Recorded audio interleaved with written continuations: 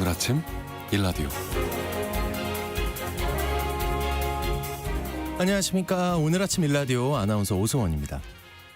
그제 새벽 전남 여수 해상에서 14명이 승선한 선박이 침몰하면서 대형 인명피해가 또 발생했는데요.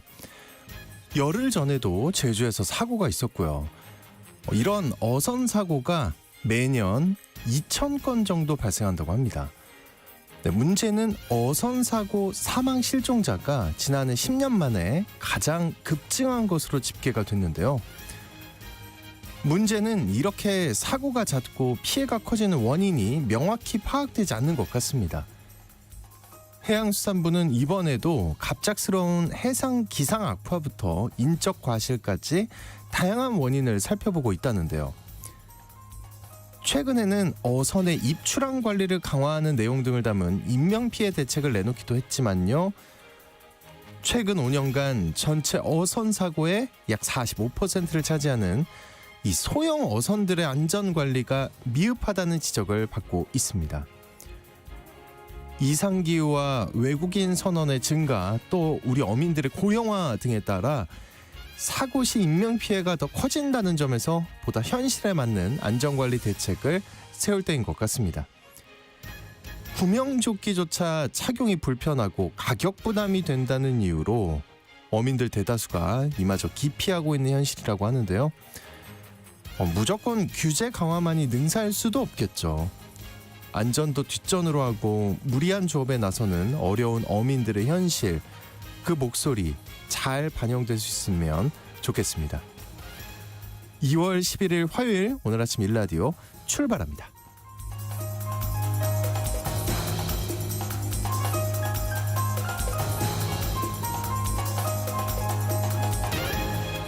오늘 아침 일라디오 이 시간은 물론 KBS 일라디오의 모든 프로그램은 유튜브 KBS 일라디오 공식 채널이나 모바일 콩 어플리케이션을 통해 실시간으로 함께 하실 수 있습니다.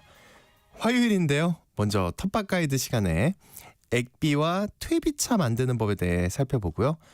또 돈 벌어주는 뉴스에선 주택연금 월 지급금이 늘어난다는 소식, 또 국민연금 실버론 등에 대해 살펴보겠습니다. 텃밭 농사에 대한 궁금증과 질문들 지금부터 부지런히 문자 보내주시죠. 단문 50원, 장문 100원이 드는 유료 문자 샵 9730으로 지금부터 보내주시기 바랍니다.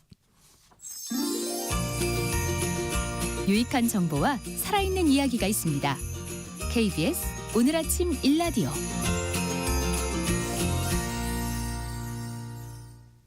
도시농부들의 텃밭 가이드 수원 씨앗도서관의 박영재 관장님과 함께합니다. 어서 오십시오, 관장님. 네, 안녕하세요. 네, 오늘 텃밭과 관련해서 궁금한 점이 있으시면 단문 50원, 장문 100원이 드는 유료 문자 샵 9730으로 문자 보내주시기 바랍니다. 첫 번째는 텃밭 분양 소식이네요. 네, 우리 진행자님이 네. 텃밭 농사를 지을 수 있도록 하는 게 제 저요? 새해 목표이기도 한데요. 네.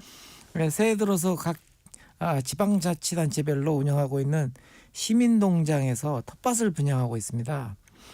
지난 시간에도 한번 어느 방송에서 한번 말씀을 드렸던 것 같은데요. 네. 네, 새해 텃밭 농사에 도전하고 싶으신 분들, 그리고 이렇게 추천하고 싶으신 분들은 거주 지역의 지자체 홈페이지나 농업기술센터와 같은 관련 기관에 문의하시면 되는데요. 신청자들이 많아서 추첨을 통해서 선정하기 때문에 선정된 분들은 로또를 맞았다고 할 정도로 그 정도로. 네, 경쟁률이 아주 심합니다. 일부 지자체에서는 다문화 가정이나 장애우 가정 또는 이제 고령층이 있는 이런 가구 등에 대해서 우선 분양을 하기 때문에 그런 내용도 문의하셔서 꼭 선정되시기 바랍니다.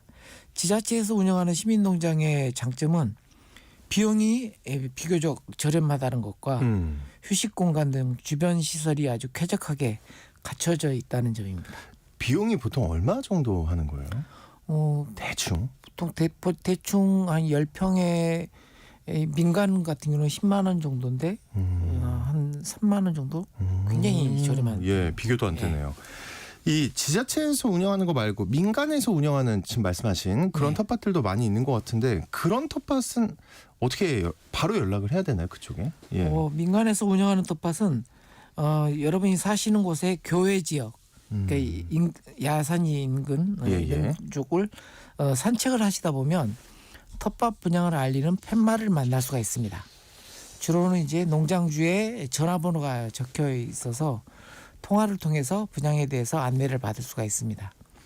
민간에서 운영하는 텃밭의 장점은 관공서에서는 보통 이제 형평성 때문에 분양 평수가 이렇게 제한돼 있거든요. 네. 5평이다, 뭐 3평이다 이런 식으로 제한돼 있는데 비해서 민간은 준 돈만큼 원하는 만큼의 예, 예. 땅을 분양받을 수 있다는 점입니다. 그렇죠. 그 텃밭 농사에 대한 교육이 시작되는 시기라고 하셨잖아요. 네.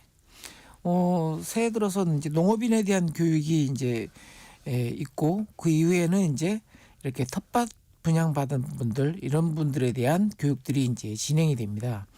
그래서 관심을 갖고 참여하시면 별도로 또 실습을 위한 텃밭이 제공되는 경우도 있어요.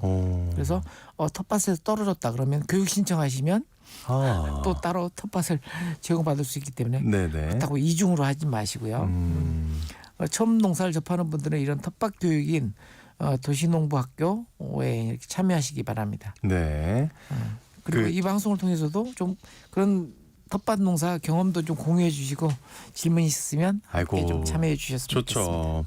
그 1122님이 잘 키워서 씨앗 잘 받으셨나 봐요. 네. 잘 키우겠다고 나눔을 실천하겠다고. 좋은 얘기 감사하고요. 잘하셨으면 좋겠습니다. 그 잘 되는 대로 저희한테 자랑해 주시는 거 잊지 마시고요. 오늘은 지난주에 이어서 퇴비 이야기 더 들려주시기로 했잖아요. 네. 지난 방송에 이제 중학교 2학년 실력, 과학 실력 정도로 이거 너무 그러시면 제 생각에 한 고2 정도 수준이었는데 너무 어려우셨나요? 어렵진 않은데 네. 또 금방 까먹습니다. 예.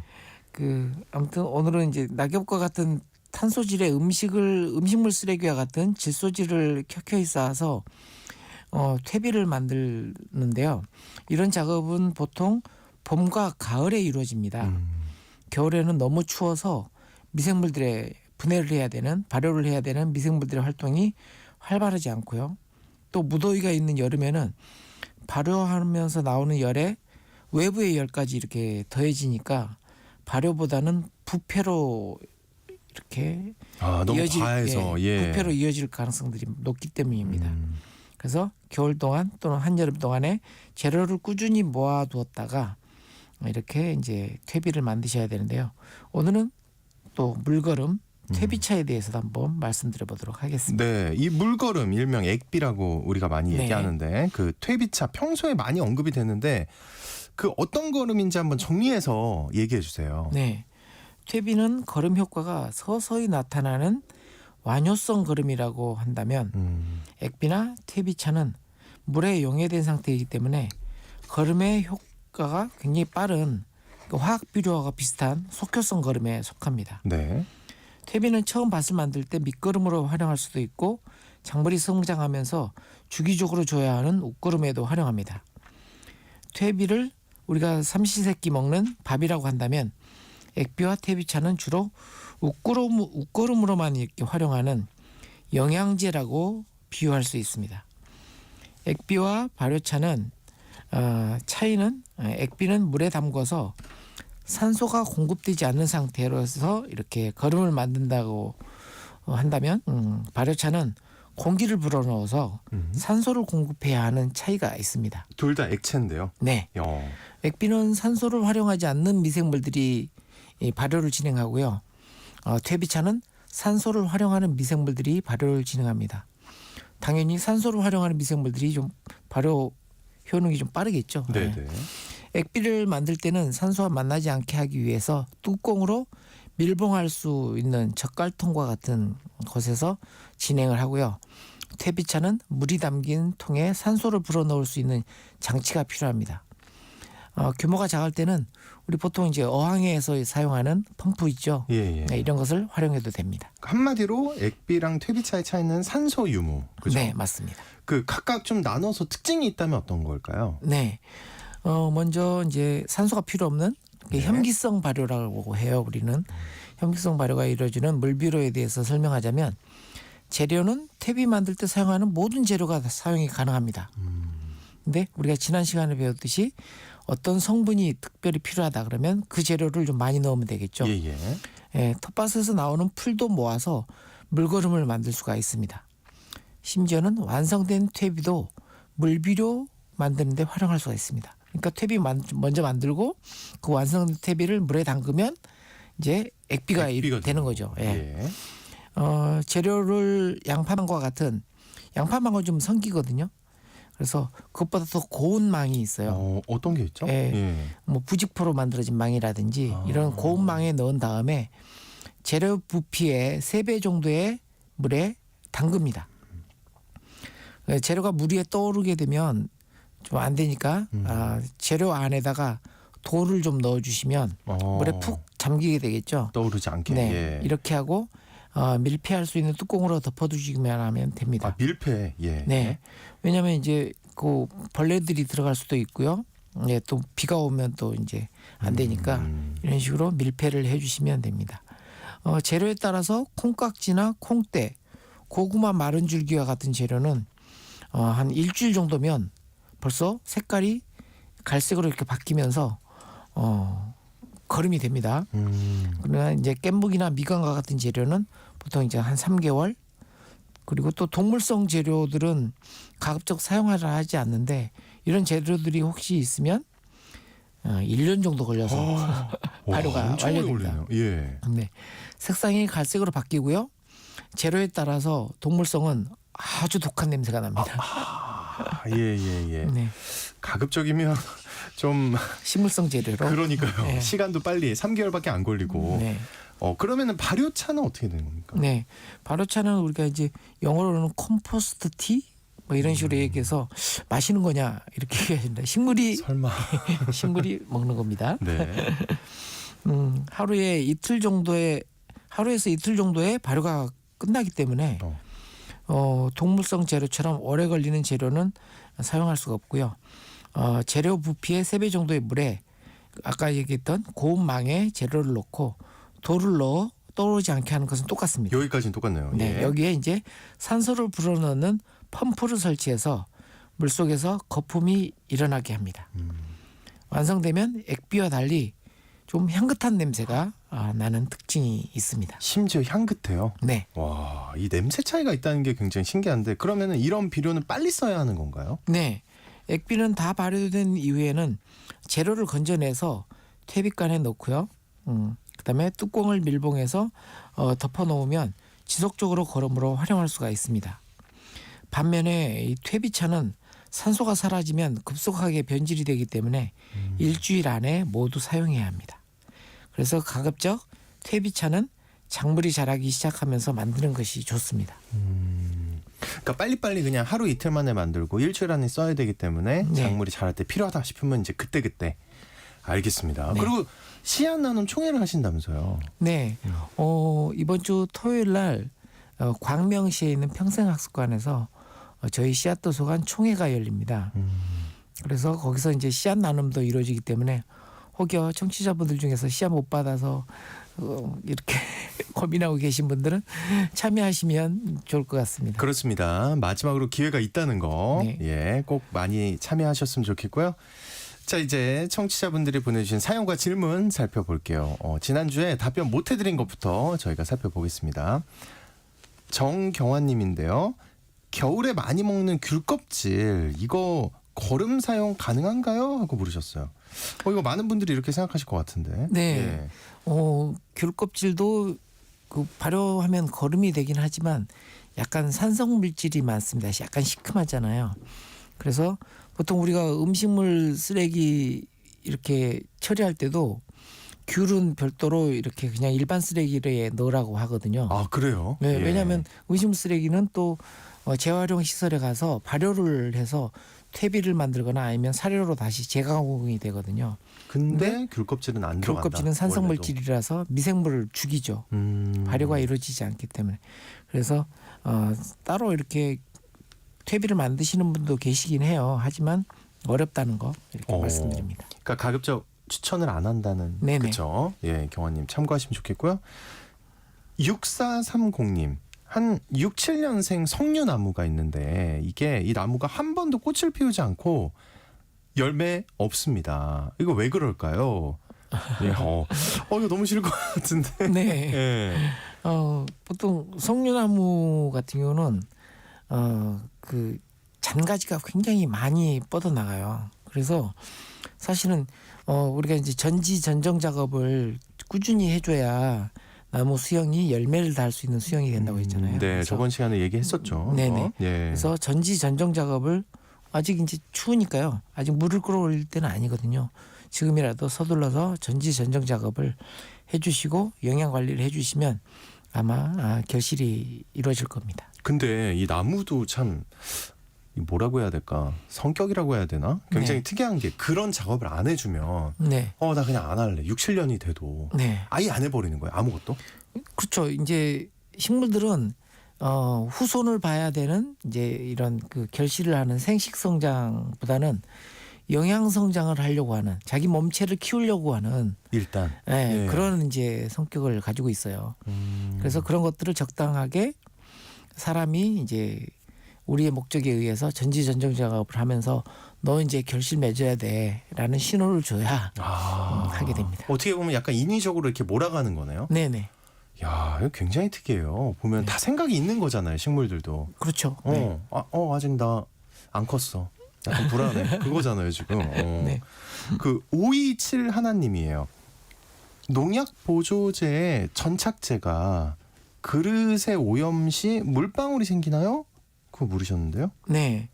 보통 이제 농약 보조제로 쓰는 이제 전착제라고 하는 게 있는데 사실은 이제 그게 그 식물 잎에 오랫동안 붙어 있을 수 있도록 하는 그런 성분이에요. 그래서 보통 이제 우리가 비누 만들 때 쓰는 유화제 뭐 이런 것들을 많이 쓰거든요. 그러니까 당연히 이제 그 깨끗이 씻어내지 않으면 이렇게 물방울이 생길 수가 있죠. 그래서 반드시 이제 농약 이렇게 보조제 이런 것들 써서 이렇게 사용하셨을 때는 용기도 깨끗하게 다시 씻어놔야 되고요. 그다음에 펌프라든지 이런 노즐 같은 경우도 깨끗이 씻어내지 않으면 막힙니다. 그래요. 네. 예. 주의하셔야 됩니다. 예, 신경을 많이 쓰셔야겠습니다. 527 하나님. 6787님이에요. 텃밭에 마늘을 시험 삼아서 조금 심었는데 아직까지 싹이 나오질 않습니다.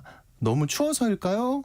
하고 물으셨나요? 네, 우리 마늘 심을 때 한번 말씀을 드렸는데 마늘 종류는 벌마늘이라 그래서 소프트넥 계통의 이제 난지형 마늘이 있고요. 그다음에 한지형 하드넥 그래서 이제 우리가 흔히 쓰는 뭐 단양 마늘이라든지 뭐 이런 마늘 한지형 마늘이 있습니다. 네. 근데 난지형은 보통 이제 추석 즈음에 심으면 싹을 낸 상태로 월동을 하게 되고요.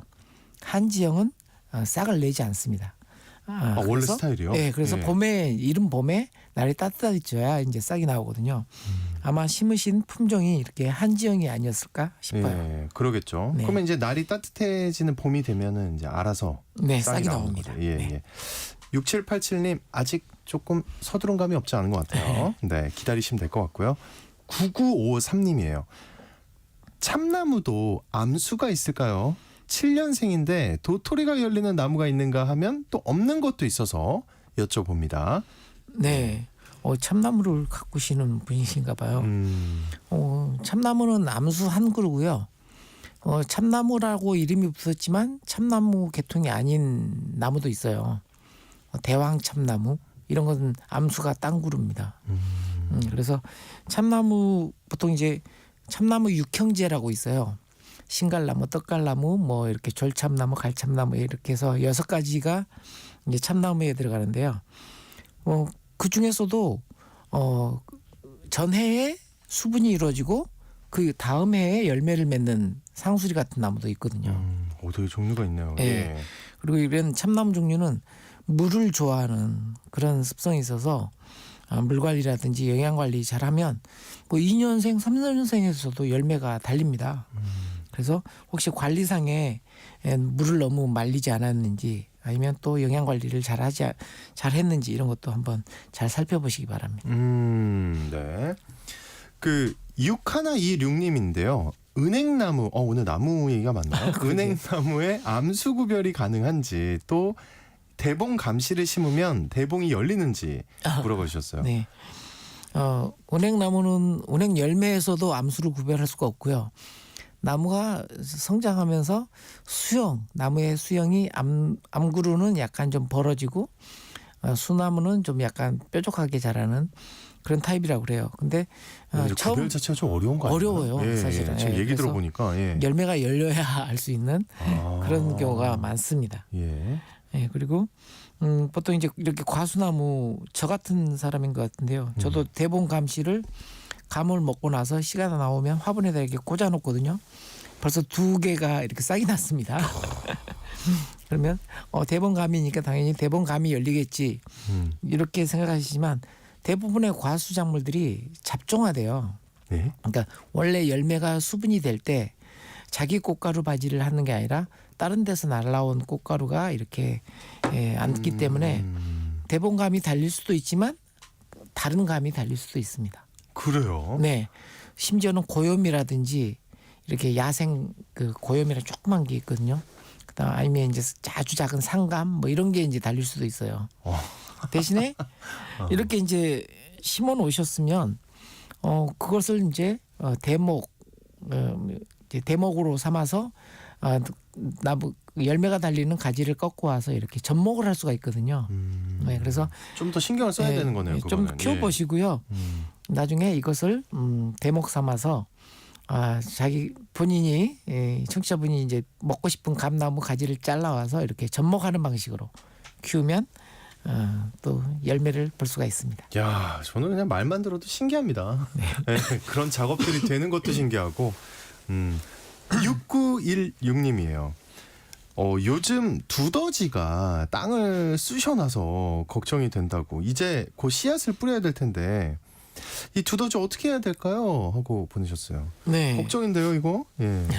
우리가 이제 퇴비 이렇게 퇴비를 많이 넣고 땅에 유기물이 굉장히 많게 되면 그것을 먹기 위해서 오는 이제 지렁이가 있고요. 그다음에 지렁이를 먹기 위한 두더지가 옵니다. 그래서 사실은 이제 퇴비가 꼭 좋은 거냐 뭐 이렇게 두더지 때문에 퇴비를 싫어하시는 분도 이거 진짜 계신데요. 무서울 것 같은데. 예. 네. 근데 사실은 이제 두더지는 진동에 예민해요. 그래서 주로 이제 그 바람개비 같은 경우 페트병으로 만들기도 하고 종이로 만들어서 바람개비를 군데군데 이렇게 꽂아 놓으면 그 바람개비가 돌면서 만들어내는 진동 때문에 스트레스 받아서 두더지가 안 옵니다. 일종의 소음이군요. 네네. 그 친구들한테는 진동과 소음. 네, 그래서 간간히 가다 보면 이제 텃밭 주변에 바람개비를 꽂아놨네 이런 거 보실 때가 있을 거예요. 그러면 저기는 두더지가 많아서 꽂아놨구나. 또 이제 예쁘게 이렇게 색칠해서 만들어 놓으면 또 경관상 예쁘기도 합니다. 두더지가 어떻게 보면 좀 예민해서 고맙네요. 네. 스트레스를 잘 받나 보네요. 그 친구들. 그 6305님인데요. 나무를 태운 제거름은 어떤 작물에 좋은가요? 제가 키우는 건 고추, 토마토, 토란, 부추, 가지, 고구마, 옥수수, 감자, 마늘 이렇게 다 조금씩 키웁니다 하고 물으셨어요. 많이 키우시네요. 네. 우리 진행자님에게 퀴즈 내야 되겠는데 지난 시간 때인데 잠깐만. 제거름에 어떤 성분이 많다고 제가 했죠? 대답을 하고 싶은데 네. 지금 시간이 없어서. 예. 그렇군요. 시간이 있는데. 네. 네. 칼륨 성분이 많다고 했고 네. 그다음에 뿌리거름이라고 말씀을 드렸어요. 그래서 여기서 뿌리 작물이라고 할 수 있는 게 보통 이제 토란, 부추, 그다음에 고구마, 감자, 마늘.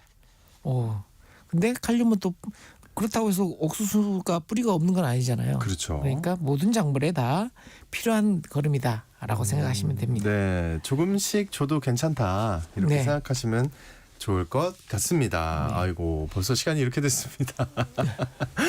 시간상 오늘은 여기서 마무리를 하고요. 걱정 마십시오. 네, 답변 못 해드린 질문들 저희가 다음 주에 꼭 이어서 해드립니다.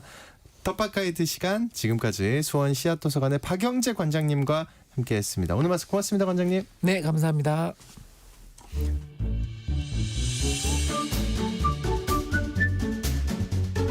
아침을 여는 기분 좋은 습관. KBS 오늘 아침 일라디오.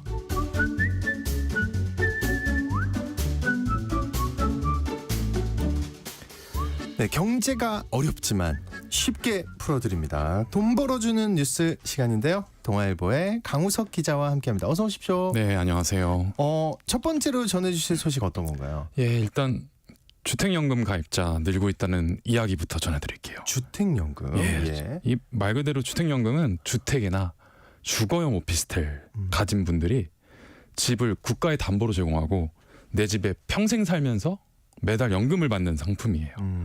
작년 말 기준으로 가입자가 13만 명 조금 넘어요.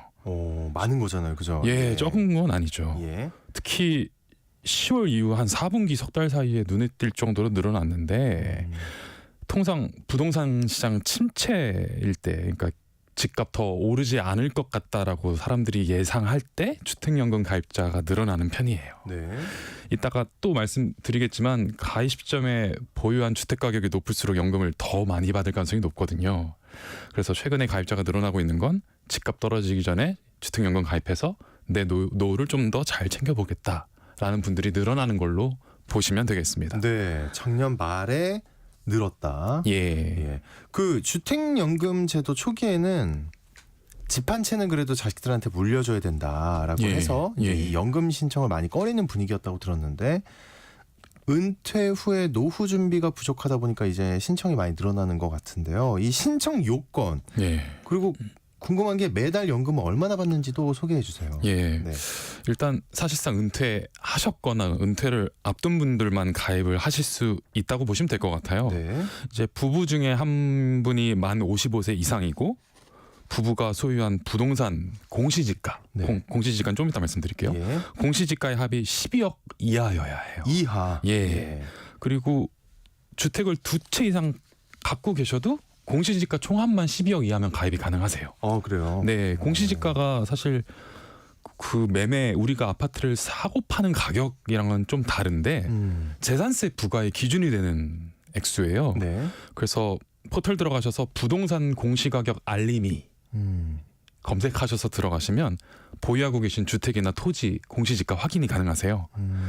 결국은 우리가 매달 얼마 받느냐가 제일 중요한데 네네. 이 금액은 가입 시점의 연령과 나이. 예, 그리고 주택의 공시지가 이 두 가지에 따라서 결정이 돼요. 그러니까 이를테면 예. 내가 지금 60세고 네. 공시지가 3억짜리 아파트에 살고 있으면 네. 그리고 연금을 사망 직전까지 받는다라고 신청을 하면 한 달에 59만 4천 원 정도의 월지급금을 받을 수 있습니다. 괜찮은 것 같은데요? 네, 나쁘지 않아요. 예. 그런데 이 주택연금 신청이 더 늘어날 것으로 보고 있다고 들었는데 다음 달부터죠. 예. 신규 가입자의 월 지급금이 소폭이지만 오를 예정이라고요. 예. 그 방금 말씀드린 주택연금에 매달 지급되는 연금, 월지급금은 네. 집값 상승률 그리고 이자율, 그 기준금리죠. 네. 그리고 기대 여명, 사람들이 언제까지 살 것인가, 약간 살 수 있을까 이런 것들을 고려해서 1년에 한 번씩 주택연금 운영하는 한국주택금융공사가 조정을 해요. 그래서 3월 1일 이후에 주택연금 새로 가입하시는 분들은 작년보다 0.42% 많은 월 지급금을 받게 되시는데요. 네. 그래서 아까 예로 들었던 공시지가 3억짜리 아파트 보유하고 계신 60세 분은 59만 4천 원 2월 28일까지 받을 수 있는데 3월 1일 이후에 가입을 하면 60만 원 받으실 수 있으세요. 그 조금 늘어나는 거죠. 예. 그래서 그 문제는 3월 이후에 가입하시는 신규 가입자분들에게만 해당되는 것이어서 그 전에 신청한 사람들은 아니고요. 네, 그래서 예. 이달 28일까지 신청한 분들은 기존의 월지급금을 그냥 받으시는 구조예요.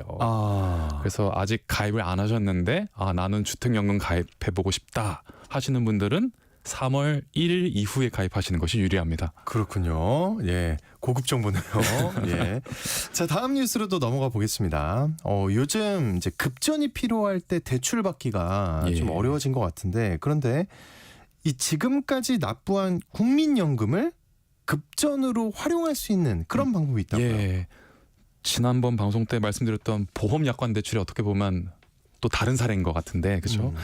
이 국민연금이 노후 긴급자금 대부 발음이 조금 애매한데 노후 긴급자금 대부제도를 예. 사실 13년 전부터 시행하고 있어요. 아 그래요? 이미 시행하고 있던 예, 거예요? 저도 예. 사실 이번에 처음 들었어요. 알았어요. 예, 예. 이게 외부에 많이 안 알려져 있는데 이게 중장년층 타깃 대출이다 보니까 실버론이라 부르기도 해요. 이 조건이 좀 중요합니다. 지금 국민연금을 받고 계신 만 60세 이상 분이셔야 돼요. 네. 이게 제일 중요합니다. 받고 네. 계셔야 합니다. 예. 지금 받고 있는 예, 받고 계신 분 중에 급전이 필요하신 분에만 해당합니다. 그래서 연금 지금 못 받고 계신 분, 그리고 앞서 실버론 빌리셨는데 아직 갚을 게 남아 있는 분, 재외동포, 국외 거주자, 개인 회생 신청자 분들은 빌리시는 것이 불가능합니다. 이자 비용이 근데 되게 저렴한 편이에요. 예. 이제 3월 말까지 금리는 연 2.86%로 정해져 있어요. 그래서 시장 상황에 맞춰서 분기마다 한 번씩 바꾸는데 지금 제 신용으로도 시중은행 신용대출 금리가 한 4% 중반 정도 돼요. 저축은행 캐피탈에서 빌리면 한 9%에서 10% 될 때도 있거든요. 그래서 비교적 대출 금리 부담은 크진 않다고 볼 수 그러네요. 있죠. 금리가 낮은 편이네요. 2.86이면 아주 낮은 거네요. 예. 그죠? 예. 그리고 막 은행권에서는 대출 받을 때 신용 점수 제일 중요하잖아요. 근데 여기서는 신용 점수도 따지지 않기 때문에 비교적 쉬운 대출 창구라 보시면 될 것 같습니다. 네, 국민연금을 지금 받고 있는 분이면 예. 신청이 가능하다. 그 급전이라고 근데 예. 하셨는데 국민연금이 정한 그러면 그 급전의 기준이 있을 거 아닙니까? 예, 아예 네 가지라고 못을 박아뒀는데 전월세 보증금, 의료비, 배우자 장례비, 재해복구비 딱 네 가지 상황에 해당해야만 받을 수가 있습니다. 네. 그래서 서류까지 내야 돼가지고 웬만하면 다른 목적으로 돈 빌리기는 어렵다 보시면 될 것 같고요. 상황마다 신청 기간이 각기 미세하게 다른 점도 조금 말씀드릴게요. 전월세 보증금은 입주 전입 신고 확정 일자 받으신 다음 석 달, 의료비는 처방받은 날부터 6개월, 배우자 장례비는 3개월, 재해복구비는 재난이 발생한 지 6개월 이내로 신청하셔야 돼서 이내로. 예, 이 기간은 엄수하셔야 합니다. 예, 예. 그리고 금액의 상한도 정해져 있어요. 한도는 연간 1,000만 원까지고 내가 한 해 동안 수령하는 연금액의 2배를 넘길 수가 없습니다. 그러니까 예를 들어서 내가 지금 한 달에 받는 연금 수령액이 100만 원이라고 할게요. 예. 근데 의료비가 1,200만 원 발생했어요. 크게 수술할 일이 생겨서. 그러면 내가 1년 동안 받는 연금액은 1,200만 원이고 여기에 2를 곱하면 2,400만 원이잖아요. 네, 네. 그럼에도 불구하고 한도는 연간 1,000만 원이어서 1,000만 원까지만 실버론을 빌리실 수가 있어요. 그래서 만약에 1,200만 원을 다 의료비를 이렇게 부담할 여력이 없다면 1,000만 원 제외한 200만 원은 별도로 마련할 방법을 따로 생각하셔야 합니다. 그리고 이거 그냥 주는 건 당연히 아니겠죠, 그죠? 예, 맞습니다. 적립해둔 연금액이 그러면 차감된다고 보면 될까요, 어떨까요? 예, 맞습니다. 그래서 지금 받고 계신 연금이 차감되는 거여서 미리 당겨 쓴다라고 생각하시고 신청하셔야 합니다. 예, 이 부분은 유의하셔야 됩니다. 예, 예.